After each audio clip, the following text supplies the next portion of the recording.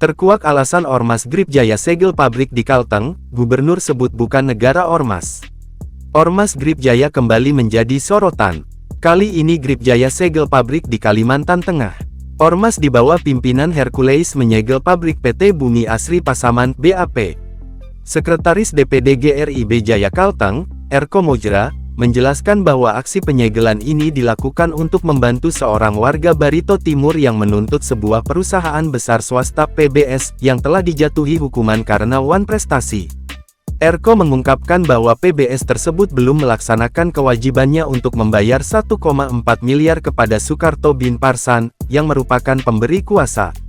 PBS tersebut telah melanggar cedera janji atau wan prestasi terhadap Soekarto, karena tidak membayar keseluruhan harga karet yang telah disepakati sebesar 778 juta, ujar Erko dalam keterangan tertulisnya, Minggu, tanggal 4 Mei tahun 2025. Erko menambahkan bahwa wan prestasi tersebut sudah diatur dalam beberapa putusan pengadilan yang berkekuatan hukum tetap. Penyegelan ini membuat Gubernur Kalteng Agustiar Sabran marah. Dia menekankan bahwa negara ini bukan negara ormas. Sehingga dia sangat marah dengan perlakuan Ormas Grip Jaya di Kalteng. Dia mengutuk tindakan Ormas Grip Jaya yang menyegel pabrik milik PT BAP di Kabupaten Barito Selatan, Kalteng. Ormas harus tunduk dan patuh terhadap keputusan negara, terutama menyangkut investasi daerah. Jadi enggak ada yang namanya ormas di atas negara, tegas Agustiar saat memberikan tanggapan di rumah dinasnya, Sabtu, tanggal 3 Mei tahun 2025.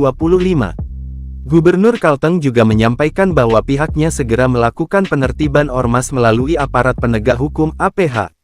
Ini bukan negara ormas ya, negara itu ada konstitusi, tegasnya. Gubernur Agustiar menambahkan bahwa kepolisian telah membentuk tim khusus untuk menangani kasus penyegelan pabrik oleh GRIB Jaya ini. Saat ini, ia juga masih menunggu laporan konkret dari pihak kepolisian.